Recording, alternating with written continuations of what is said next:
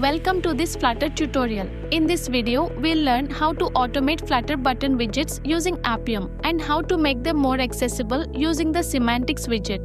Buttons are fundamental UI elements in any Flutter app. Automating them is crucial for reliable UI testing. But without semantic labels, automation tools like Appium struggle to identify these elements properly. Here's a simple elevated button. This renders well visually, but it lacks metadata that automation tools can use to identify it. To make this button accessible for automation, wrap it with the semantics widget. Set a descriptive label and specify it as a button.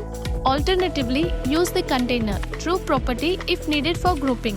Now in Appium Inspector, you can search for the button using the label ActionButton as the accessibility ID.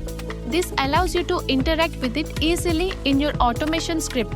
This technique works across all button widgets: OutlinedButton, TextButton, IconButton, GestureDetector, DropdownButton, FloatingActionButton, Switch, ensuring they are all testable and accessible.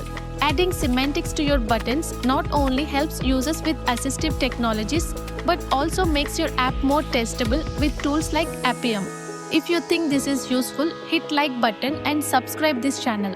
Happy coding, happy testing. Thanks for watching.